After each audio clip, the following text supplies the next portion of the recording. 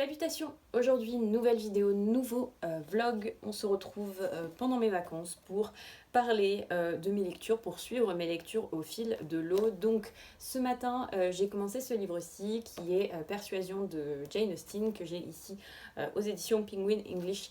Library. C'était un livre que j'avais depuis pas mal de temps dans ma bibliothèque pour la simple et bonne raison que de Jane Austen, je n'avais lu qu'un seul livre qui est, attention, c'est très surprenant, personne ne s'y attend, Orgueil et Préjugés, voilà, comme à peu près tout le monde, je n'avais lu, enfin à peu près tout le monde, comme une grande partie des gens qui ont lu une fois Jane Austen, je n'avais lu que Orgueil et Préjugés. C'était un livre que j'avais pas mal aimé, c'est un livre que j'avais découvert quand j'étais adolescente, que j'avais relu il y a 2 ans, à chaque fois en traduction française. C'est la première fois que je lis Jane Austen en version originale. Et j'avais jamais vraiment pris le temps de m'intéresser au reste de son travail en fait. Je lisais Orgueil et Préjugés parce que c'était un livre que j'aimais bien, je le relisais parce que ça me rappelait de bons souvenirs, parce que c'est une histoire d'amour que je trouve somme toute très très sympathique. C'est une des rares histoires d'amour qui m'est plu en littérature, donc c'est suffisamment rare pour que j'ai la volonté d'y revenir. Mais c'est vrai que du coup j'avais tendance un peu peut-être à réduire le travail de Jane Austen à Orgueil et Préjugés et à cette question d'histoire d'amour, et j'avais jamais rien lu d'autre, et j'avais ce livre qui traînait, qui est donc Persuasion, que j'ai vu en fait pas mal recommandé, et donc je me suis lancée. Pour l'instant j'en suis au chapitre 4, c'est-à-dire à la page 30 sur 250 environ, hein. C'est un roman qui est quand même assez court, et j'aime énormément, et je suis très très très surprise en fait, parce que c'est pour ça d'ailleurs que j'ai décidé de commencer ce vlog peu après avoir débuté la lecture de ce livre. C'est parce que je connaissais Jane Austen, je l'associais vraiment à Orgueil et Préjugés et aux histoires d'amour, et en fait là en commençant Persuasion, je me suis rendu compte que ça faisait des années que j'étais passée à côté de beaucoup de choses, c'est-à-dire que Persuasion est aussi basée, on reviendra sur l'histoire dans le cadre de ce vlog, mais est aussi basée sur l'amour, sur une histoire d'amour, etc. Mais pour l'instant, c'est clairement pas ce qui est le plus immersif, le plus intéressant et le plus marquant en fait dans ce livre, où je ressens, alors je n'ai lu que 30 pages, hein, donc ce sera à peaufiner et à voir si vraiment sur la durée c'est ça qui va me rester, mais pour l'instant, ce que je ressens surtout, c'est une très très grande subtilité dans l'analyse psychologique des personnages, un esprit très caustique, très drôle, franchement, elle est vraiment drôle et très très fine et très très juste, et également une dénonciation de l'aristocratie et des préjugés. Ça lie un peu du coup à Orgueil et Préjugés, mais vraiment des préjugés dans le sens véritablement de la dénonciation, et pas juste de « ah là là, on s'aime, donc on va aller au-delà des apparences et au-delà des préjugés ». Enfin, je suis très très agréablement surprise, ça vient de commencer, j'ai lu que 30 pages. Pour ce qui est de l'anglais, parce que je vais vous en parler, je pense que c'est un sujet qui mérite peut-être d'être abordé, pour l'instant ça va. Alors, bien sûr que c'est un peu difficile, parce que Jane Austen, c'est pas non plus un anglais hyper moderne et clairement pas contemporain. Le texte date de 1830, donc c'est pas forcément l'anglais que tu entends couramment, mais ça va, c'est-à-dire que c'est un peu long, je pense que je mets plus de temps à le lire que je n'en aurais mis si je l'avais lu en français, mais ça passe, on arrive à comprendre l'histoire, et je me dis, alors même que c'est de l'anglais qui a clairement vieilli, on arrive vraiment, en tout cas moi c'est le cas, à saisir une vraie subtilité, une vraie richesse dans l'écriture, surtout au niveau de rendre compte de la psychologie des personnages, de tourner en ridicule aussi certains personnages, et c'est vraiment génial à lire du coup pour l'instant, même si par ailleurs voilà, c'est peut-être un peu plus compliqué, il faut s'accrocher et tout ça, mais pour l'instant j'aime beaucoup cette lecture, donc je vais aller la reprendre, et puis je vous en reparlerai dans le cadre de ce vlog du coup. Alors, depuis hier, je me suis plongée dans la lecture de ce livre, donc Persuasion, dont je vous ai déjà parlé dans le cadre de ce vlog, et je suis arrivée à peu près la moitié, je suis à 10 pages environ du premier volume, puisque Persuasion est divisé en 2 volumes, et je dois dire que j'ai été prise au jeu, prise dans l'histoire, et qu'elle est vachement forte. Jane Austen, je vous disais que dans ce livre on ressentait dès les premières pages une très forte acuité pour ce qui est de la description de la psychologie des personnages, et également pour ce qui est de la critique des règles de la société, notamment de l'aristocratie et des préjugés en fait qu'ont tout ce beau monde, les les uns vis-à-vis des autres, mais que l'histoire d'amour se ressentait un peu moins. Je dois quand même dire que l'histoire d'amour est efficace, elle est même diablement efficace, et c'est assez fou en fait d'avoir cette capacité à prendre son lecteur et sa lectrice. En tout cas avec moi ça marche, je sais pas si c'est le cas de tout le monde, je suppose que ce n'est pas le cas de tout le monde et qu'il y a des gens qui s'ennuient en lisant Jane Austen, et c'est vrai que c'est assez fou parce que c'est une histoire assez attendue en réalité. Elle fait pas en sorte de garder véritablement le suspense, et en même temps elle arrive vraiment à tisser sa toile, à tisser son petit filet narratif, à créer ses petits personnages, à les faire interagir, à les faire évoluer et à nous prendre en fait dans son jeu, et on est vraiment totalement pris dans l'histoire, en tout cas moi c'est le cas. Donc dans Persuasion on va suivre Anne qui est une jeune femme qui a 27 ans, qui n'est pas mariée, ce qui... Là, on en arrive un peu à la critique sociale et à la critique des carcans et des règles sociales de l'époque, qui est donc jugée. Hein. Pour ça, clairement, tout le monde se dit elle va finir vieille fille, et c'est un peu la fille gentille, voilà, qui aide sa sœur, qui elle s'est mariée et qui a 2 enfants. Et derrière, il y a une vraie dénonciation, bien sûr, de cette espèce de suprématie du mariage dans la société de l'époque, où une femme qui n'est pas mariée, passé 22-23 ans, n'est pas une femme, ne sera jamais une femme, enfin, etc. Ça, c'est quelque chose qui revient souvent dans les romans de Jane Austen et qui l'a mis en lumière. Donc Anne, qui n'est toujours pas mariée, qui ne compte pour sa part pas se marier, puisqu'en fait, elle vit dans le souvenir d'une passion qu'elle a eue pour un jeune homme qui était soldat, qui était à l'époque un jeune soldat sans le sou, et donc sa nourrice et son père et toute sa famille l'ont convaincu de rompre en fait avec ce garçon, donc c'était un peu violent pour lui, hein, voilà. Et depuis, elle ne s'en est toujours pas remis en fait, elle vit dans le souvenir de ce qu'a été cet amour, c'est son seul amour, et donc même si elle a eu des propositions pour se marier, à chaque fois elle a systématiquement refusé. Donc l'histoire part de là, et en fait donc de cette espèce de routine un peu, où tout le monde se dit qu'elle ne se mariera probablement jamais, elle-même se dit qu'elle ne se mariera probablement jamais, et puis un jour son père a de très très gros problèmes d'argent, ça c'est vraiment le tout début du livre, et quand on dit des gros problèmes d'argent, c'est vraiment des gros problèmes d'argent, c'est-à-dire qu'il commence par se serrer un peu la ceinture, par arrêter de faire des excès, parce qu'on est quand même dans une famille, alors je sais pas exactement où il se situe dans l'échelon social de l'époque, mais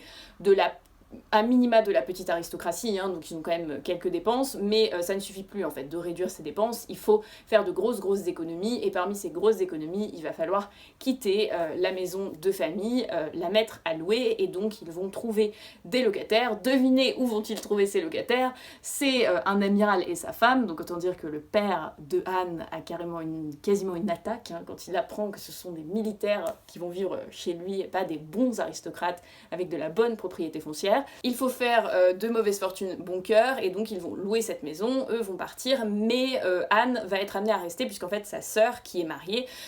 demande à ce qu'elle vienne l'aider en fait à s'occuper de son petit garçon, et donc elle va rester. Et en fait, et c'est tout le point de départ du livre, non seulement les gens qui ont loué cette maison sont un amiral et sa femme, mais ils sont également de la même famille que le jeune homme qui s'appelle Frédéric, que Anne avait rencontré et dont elle était tombée folle amoureuse et qu'elle comptait épouser et qu'elle n'a finalement pas épousé, puisque tout le monde l'a persuadée, d'où le titre Persuasion, de rompre cette union. Donc c'est le départ, c'est ce qui lance un peu le livre, et va s'en suivre des rencontres un peu gênantes au début entre les deux, puisque ils appartiennent dorénavant un peu au même milieu, au même cercle d'amis, donc ils sont amenés à se voir. Lui est extrêmement vexé, elle est extrêmement gênée, voilà, et c'est toute l'histoire en fait pour l'instant en tout cas, tourne autour de ça. On retrouve vraiment en ça... je dirais pas que je la retrouve, je dirais que je la découvre, parce que je vous l'ai dit dès le début de ce vlog, mais c'est la première fois que je lis un autre texte de Jane Austen qu'Orgueil et Préjugés. Mais vraiment, il y a un truc qui fait vraiment son sel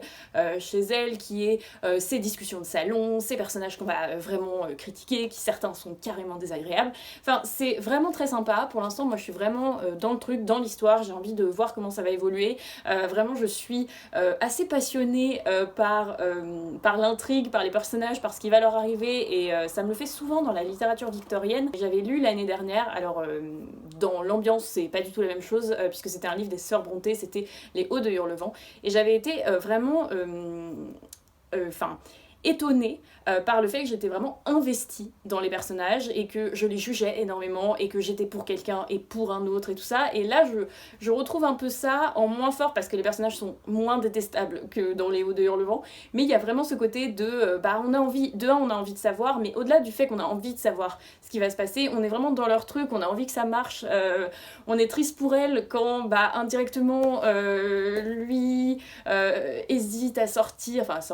ça, attention Clémence, détendons-nous, on est au milieu du 19e siècle, donc on ne sort pas ensemble comme ça, mais vous avez compris l'idée, quand il fricote avec d'autres filles, et on se dit oui, mais elle l'a pas oublié, je sais pas, j'aime beaucoup ce livre pour l'instant, j'espère arriver à le terminer peut-être demain ou après-demain, et je vous retrouverai à ce moment-là du coup. Alors ça fait 2 jours que je ne suis pas revenue vous voir dans le cadre de ce vlog et pendant ces 2 jours j'ai achevé le livre dont je vous parle depuis le début de cette vidéo qui est donc Persuasion de Jane Austen. Ça y est, je l'ai terminé ce matin. Globalement ça a été une très bonne lecture, très immersive, très riche, qu'il serait probablement hyper enrichissant d'étudier parce que au niveau du style et de l'analyse psychologique, sociale qui est fait des personnages, de la situation, de l'époque, il y aurait énormément de choses à dire et c'est clairement pas des choses qui se ressentent à la première lecture, donc je suis très satisfaite de ce livre, ça a été une très bonne découverte. Je reste globalement sur ma ligne, sur ce que j'ai dit au début de cette vidéo, même si j'étais totalement honnête, je dirais que je suis un chouïa moins enthousiaste, un chouïa moins impressionnée que je ne l'étais au début de ma lecture, même si encore une fois ça reste un livre que j'ai beaucoup aimé, qui m'a plu sur de nombreux aspects, mais je vais quand même vous donner les 2 points qui moi m'ont un petit peu déplu dans ce livre ou qui en tout cas ont freiné un peu mon enthousiasme vers la fin. La première chose c'est que j'ai trouvé qu'il y avait certains moments qui étaient quand même un peu plus lents, c'est-à-dire que globalement je vous disais et je suis toujours en accord avec ce que j'ai dit au début à la fin du livre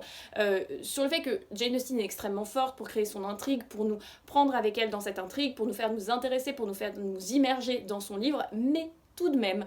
il y a quelques moments que j'ai trouvé un petit peu lents, que j'ai trouvé un peu plus mous et qui donc ont un peu freiné ma lecture et mon enthousiasme vis-à-vis du texte. Je pense que le fait que j'ai lu le livre en anglais a renforcé ça parce que forcément ma lecture a inévitablement été plus difficile qu'elle ne l'aurait été si je l'avais lu en français. Je vous le disais et je le redis, c'est un anglais pas hyper moderne, Persuasion,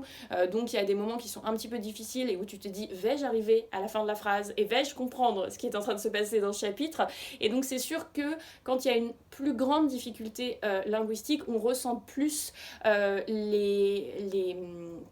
ralentissements dans l'histoire et c'est ce qui a un peu rendu ma lecture un peu moins bonne que la première impression que j'avais eue aux 5-6 premiers chapitres et même à la moitié. Le second point négatif, et là je pense que je ne vais pas me faire que des amis parce que j'ai eu un ressenti qui est peut-être un peu différent de ce que j'ai pu voir dans les critiques que j'ai lues de Persuasion. Je n'ai pas trop accroché avec l'héroïne, qui est donc Anne, je vous l'avais dit quand je vous avais fait le résumé, et c'est un peu un point où je diverge par rapport à beaucoup d'avis que j'ai vus, puisque la plupart des gens trouvent au contraire que Anne est une héroïne très intéressante, et c'est une héroïne très intéressante, et sa caractérisation est très bien faite, j'aurai l'occasion d'y revenir après, mais c'est vrai que pour ma part, je préfère des héroïnes type Elisabeth qui sont un peu plus forte, un peu plus affirmée dès le début. La personnalité d'Anne qui est une personnalité beaucoup plus réservée. Alors bien sûr c'est aussi l'occasion d'aller dans une autre palette de la caractérisation et de la psychologie du personnage, mais c'est vrai que spontanément les personnages comme Anne sont des personnages qui moi me plaisent moins en fait et me touchent moins et vis-à-vis desquels je suis un peu moins emportée. Anne est assez effacée au début, alors ça change progressivement vers la fin, et même ces rébellions et ces prises de position sont des rébellions et des prises de position très discrètes, hein, voilà. Donc c'est vrai que moi c'est encore une fois pas trop les personnages qui spontanément me plaisent le plus, et ça s'est confirmé avec ce livre, mais là pour le coup c'est hyper subjectif, c'est vraiment lié à ce que j'apprécie ou ce que j'apprécie moins dans un personnage. Ça ne change rien au fait que, et on va y revenir là-dessus tout de suite, ça reste quand même une très bonne caractérisation et une très bonne construction de personnage. Je vous disais donc que quand bien même j'ai eu un peu de mal avec avec le personnage de Anne. En tout cas, j'ai eu plus de mal avec le personnage de Anne qu'avec le personnage d'Elisabeth ou d'autres personnages que j'ai pu lire en littérature. Je trouve tout de même que c'est hyper intéressant le parcours que lui fait Jane Austen, et c'est vrai que ça fait de Persuasion un livre qui est peut-être plus intéressant, peut-être à étudier effectivement, comme je l'avais dit au début, parce que on part quand même d'un personnage qui s'est fait persuader de rompre avec l'homme qu'elle aimait, donc pas quelqu'un qui a une force de caractère exceptionnelle, et de manière extrêmement progressive, Jane Austen arrive vraiment à lui donner une force de caractère, lui donner une volonté, et on sent vraiment qu'elle évolue, on sent qu'elle progresse dans sa vie, dans son rapport aux autres, et c'est vrai que du coup c'est assez intéressant à suivre, c'est assez bien fait, et ça fait aussi peut-être que la critique sociale est plus présente qu'elle ne l'est dans Orgueil et Préjugés, à travers cette héroïne qui prend moins de place en fait dans le roman. Je pense que c'est, je vous disais au début, que quand on commence Persuasion, en tout cas moi c'est le ressenti que j'ai eu, on est assez surpris et surprise de voir que l'histoire d'amour est plus secondaire, et de fait elle est beaucoup plus secondaire que dans d'autres livres, même si on suit cette histoire d'amour, c'est le fil conducteur, c'est aussi un peu la carotte qui fait qu'on va continuer le livre, mais elle reste beaucoup plus secondaire, et le personnage de Anne, parce que c'est un personnage plus discret, est lui-même plus secondaire, et donc ça laisse beaucoup plus de place pour ce que c'est très bien faire Jane Austen, c'est-à-dire dépeindre le milieu de la petite moyenne aristocratie de l'époque et le critiquer, montrer les préjugés qu'ils ont, montrer à quel point certains sont extrêmement superficiels, à quel point certains sont extrêmement égoïstes. Ma caméra a failli se casser la figure, je vous ai donc remis vers le haut, et je disais donc que ça permet de laisser plus de place aux autres personnages, aux personnages secondaires, et ça c'est vrai que c'est intéressant, et ça fait de ce livre un livre qui est quand même extrêmement intéressant. Je vais tout de suite vous montrer ce que j'ai commencé là ce matin, enfin c'est plutôt une lecture que j'ai repris. Donc c'est ce livre-ci, c'est Les Braises de Sandor Marai. C'est un livre que j'avais commencé à lire il y a pas mal de mois, ça fait même peut-être 1 an je crois, mais c'est un peu une habitude chez moi de laisser de côté un livre et puis de le reprendre 6, 7, 8, 1 an après, et de le reprendre où je l'ai laissé et de me replonger dedans, et donc c'est ce que j'ai fait avec ce livre ce matin. Donc Sandor Marai, c'est un des auteurs un peu incontournables de la littérature hongroise, en tout cas c'est un des auteurs les plus connus en dehors de Hongrie et en France, pour ce qui est des auteurs hongrois. Pour ma part, c'était un auteur que je connaissais déjà, avant même d'avoir commencé Les Braises, puisque j'avais lu un livre de lui qui s'appelle L'Héritage d'Esther, qui est un livre très particulier me concernant, puisque c'est un livre où en fait j'avais pas du tout aimé ma lecture, et je m'étais dit oh là là c'est un livre que je vais vraiment pas aimer, mais qui en fait, une fois le livre reposé, et plus on avançait dans le temps, plus je me suis rendu compte qu'il m'avait laissé une véritable sensation très forte en fait. Il y a vraiment une façon, alors je n'ai lu que 2 livres du coup de Sandor Marai, donc je suis pas forcément non plus très indiquée pour vous faire une grande dissertation sur l'écriture de Sandor Marai, mais je trouve que c'est vraiment des livres qui ont des ambiances assez similaires, des ressorts narratifs assez similaires, c'est-à-dire basés sur se placer dans un coin perdu de la Hongrie et faire se réunir 2 personnages qui ne se sont pas vus depuis longtemps, avec une tension extrêmement forte, avec plein de trucs qui ont été mis sous le tapis, avec même une idée un peu fataliste, je trouve. Là, dans ce livre, il y a vraiment cette idée de cette rencontre perdue au fond de la Hongrie, dans un château un peu désert et glauque, doit avoir lieu, il faut se confronter avec son passé, etc. Donc c'est très particulier, ça fait que une grande part du récit, en fait, est dédiée, là, j'ai lu du coup en tout 77 pages, le livre en fait un peu plus de 200, une grande part du récit est du coup dédiée à vraiment planter ce décor, à rappeler des souvenirs des personnages, etc. Donc je suis du coup un peu comme L'Héritage d'Esther, dans une forme d'ambivalence par rapport à ce texte, où à la fois je me dis, il y a un truc, il y a une ambiance, il y a quelque chose, et en même temps, je m'ennuie par moments. Enfin, c'est très bizarre. Donc, je vais essayer de le terminer là, aujourd'hui, et de commencer un autre livre aussi, puisque j'ai une pile à lire un peu ambitieuse. Mais pour le moment, oui, c'est particulier. Après, Sandor Marai, je trouve que c'est vraiment un auteur très singulier. Et j'ai vraiment un rapport avec Sandor Marai. Ça fait partie de ces auteurs et de ces autrices avec lesquels c'est pas habituel quoi, mais c'est pas désagréable non plus, enfin voilà, je vais le reprendre et puis je vous en reparlerai un petit peu plus quand je l'aurai avancé. Alors, on est la même journée, samedi fin d'après-midi et j'ai enfin terminé ce livre-ci, donc Les Braises de Sandor Marail, que je vous ai présenté ce matin. Ça a été beaucoup plus long que prévu et c'est lié au fait que ça a été une lecture très très très laborieuse et qui honnêtement m'a beaucoup déçue.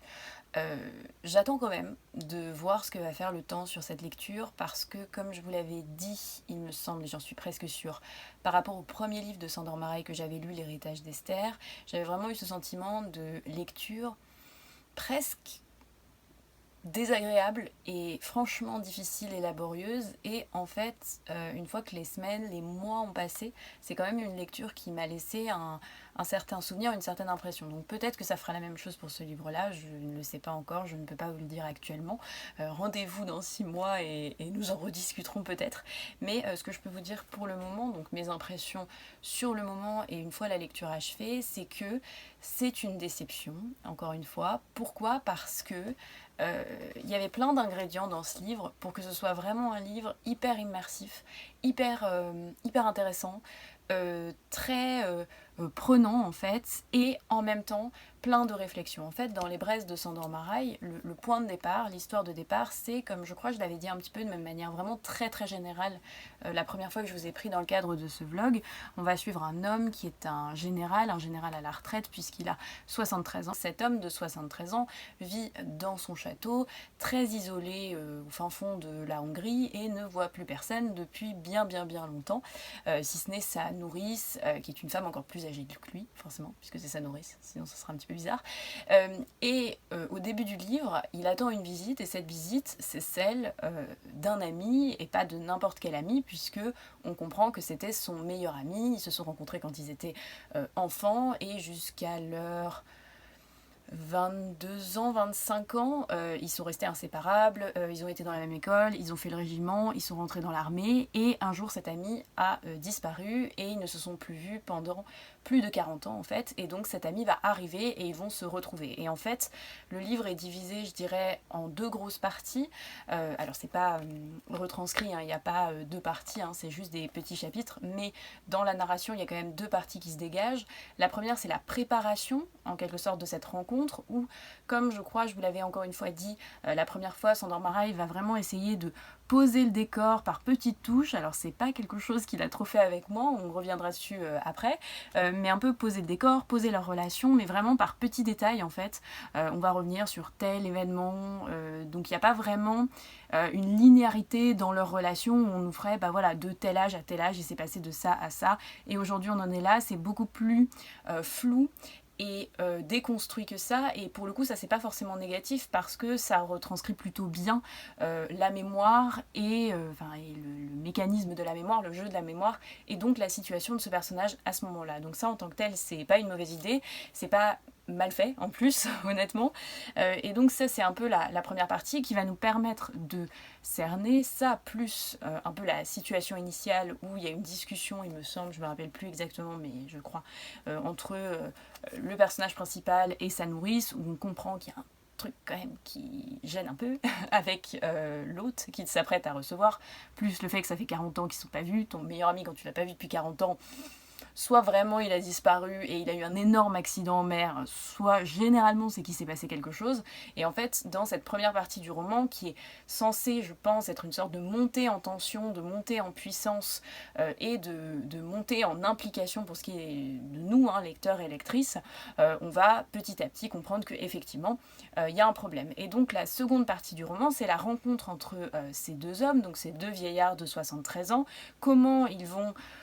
un peu tourner autour du pot, manger, petit à petit les masques tombent, petit à petit on en arrive au cœur du problème qui est pourquoi on a attendu tant de temps avant de se revoir, pourquoi finalement, parce que c'est un des propos du livre, on a passé notre vie à attendre cette rencontre depuis qu'on s'est séparés, qu'est-ce qu'il s'est passé. Donc en soi, et c'est pour ça que je disais que c'est une déception, c'est que l'idée est très bonne, le parcours est bien fait aussi en réalité, je trouve, quand j'ai réfléchi et quand j'essaye là de vous le retranscrire pour le vlog, parce que même dans leur rencontre, il y a vraiment quelque chose d'assez progressif, d'assez déconstruit, un peu comme quand on parlait de ce qui s'était passé avant, d'assez confus, qui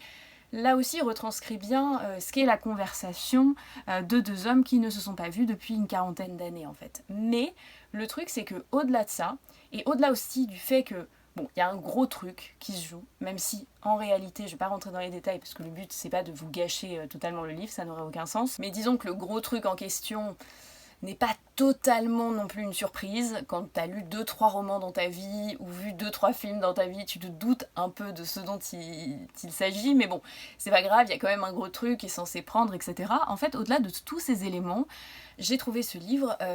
profondément ennuyant, voilà. C'est un peu le problème, c'est-à-dire que j'ai vraiment mis beaucoup de temps à le lire. Je ne me suis pas du tout attachée au personnage, ce qui est, je pense, problématique. Alors, fondamentalement, c'est pas des personnages sympas, je trouve, en tout cas. Mais ça, c'est pas un problème, c'est-à-dire ça empêche pas forcément, dans un texte, de s'attacher. C'est deux choses différentes. On peut trouver qu'un personnage est discutable sur tel point, et par ailleurs, trouver que, compte tenu de la situation, de la conversation, etc., il y a quand même un attachement, une implication, en tout cas, au moins, dans l'histoire et dans la relation et dans la conversation qui naît. Mais là, ça n'a pas du tout été le cas, ce qui est problématique, parce qu'il y a beaucoup de dialogues, beaucoup d'échanges. Moi, j'ai trouvé, voilà, le mot, c'est laborieux, c'est lent, ça n'avance pas et c'est super dommage compte tenu de la base qu'il y avait. Et du coup, comme j'ai enfin terminé beaucoup plus tard que sur mon planning initial, mais enfin terminé ce livre, j'ai pu en prendre un nouveau, donc j'ai pris pour le coup une valeur sûre, en tout cas pour ce qui est de l'auteur, puisque c'est un auteur dont je ne vous ai encore jamais parlé sur la chaîne, mais c'est un auteur que j'adore et que pourtant je n'ai pas lu depuis des années, donc je suis super contente. Il s'agit de ce livre, donc c'est un livre d'Imre Kertész et c'est Le Refus. Donc Imre Kertész, c'est vraiment avec Sándor Márai les deux auteurs hyper connus pour ce qui est de la littérature hongroise. Pour ma part, vous l'aurez compris, j'adore Imre Kertész, j'ai nettement plus de mal avec Sándor Márai, mais je continue à m'accrocher. Donc j'ai pris celui-ci que j'ai été acheté en librairie. Je l'ai pris parce que en fait c'est un livre qui s'inscrit de ce que j'ai lu à la 4e de couverture dans la continuité de deux autres textes que j'ai déjà lus de Kertész, qui sont Kaddish pour l'enfant qui ne naîtra pas et Être sans destin. C'est des textes que j'ai adorés. De manière générale, tous les livres ou presque, non, tous les livres, je crois, de Kertész que j'ai lus ont été de très bonnes lectures. Alors il y en a que j'ai totalement dévoré et totalement adoré et qui font partie, peut-être pas de mes livres préférés, mais en tout cas dans mon top 20 des livres que j'aime et que j'apprécie, donc c'est pas mal. Et j'aime beaucoup ces thématiques-là, donc celles qu'il développe dans Être sans destin. Être sans destin, c'est un texte, c'est le plus connu en fait d'Imre Kertész, enfin un des plus connus peut-être avec l'autre, Chronique d'une métamorphose, je crois que c'est ça le titre, que je n'ai pas encore lu pour le coup, Chronique d'une métamorphose, je vais y arriver. Mais Être sans destin, c'est le livre qu'il a écrit sur son expérience concentrationnaire, puisque Kertész a été déporté quand il était assez jeune, à 14-15 ans, donc en Hongrie, donc en 1944, à Auschwitz puis à Buchenwald. Il a été libéré de Buchenwald en 1945, dans le cadre de la libération du camp. Et ensuite, il est retourné en Hongrie, il a vécu la dictature hongroise, il a commencé à écrire, et puis il a été connu assez tard, en fait.